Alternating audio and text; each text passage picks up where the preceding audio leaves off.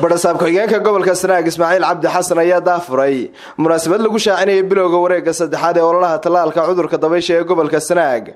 Munaasabadan oo si weyn loo soo agaasimay ayaa waxa ugu horreynba halkaasi ka hadlay madaxa ciribtirka cudurka dabaysha ee gobolka Sanaag Dr. Maxamuud Ismaaciil Xiis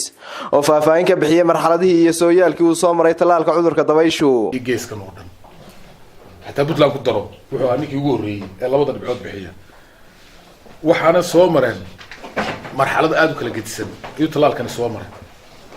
waxaan aad ma malaynayo huba qaar badan oo imika halkan fadhiya dhalinyarada xataa markaad ku darto inay markii dhasheen ama yaraayeen ama bilownayba waxa markaana soo maray in badan waan talaalka dadkoo dhan la col ahaabaan soo maray faham la'aanta ka haysay dadka oo dhan waxaad moodaysaa talaalka inuu la colaha oo lala dhuumanayay oo hadima badani ka soo gaadhay dad badan maanta alxamdulillah waxa weeye ehel badan iyo wehel badan ayuu helay madaxa wacyigelinta wasaaradda horumarinta caafimaadka gobolka Sanaag Caasha Macalin Sharaf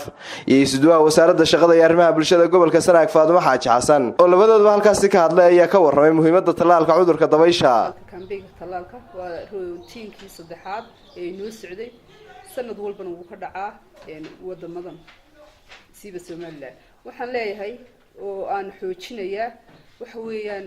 qolada wacyigelinta ah iyo qolada tiimanka ah ee u tagi doonta bulshada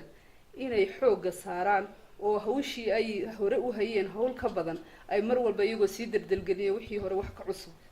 dadku tallaalka wuu fahmay ujeedada tallaalka wuu fahmay su'aashaas oo noqnoqodka iyo bil kasta maxaa loo qabanayaa waa la isweydiin jiray dad badan baa isweydiin jiray xataa kuwa mutacalimiin ay isweydiin jiray oo oran jiray tolo maxaa isoo oran jiray dee hal mar ma sida tiibida oo la iska tallaalo ama sida bahashan ee shareecada isaga maxaa loo soo celcelinayaa. waxa iyaguna munaasabadii lagu daafurayay tallaalka cudurka dabaysha ee gobolka Sanaag ka hadlay xildhibaano madax dhaqameed iyo mas'uuliyiin ka tirsan wasaaradda caafimaadka ee Somaliland kuwaas oo bulshada ugu baaqaynay ubadkooda ka tallaalaan cudurka dabaysha. gabagabadiina gudoomiye ku-xigeenka gobolka Sanaag Ismaaciil Cabdi Xasan oo munaasabadaasi ka hadlay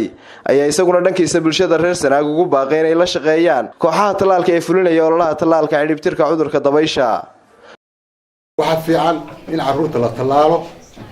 oo uu tallaalka wada qaato ilaa inta cudurka laga waayayo. waa Yunis Sheekh Ahmed Universal TV Ceeri Gaabo.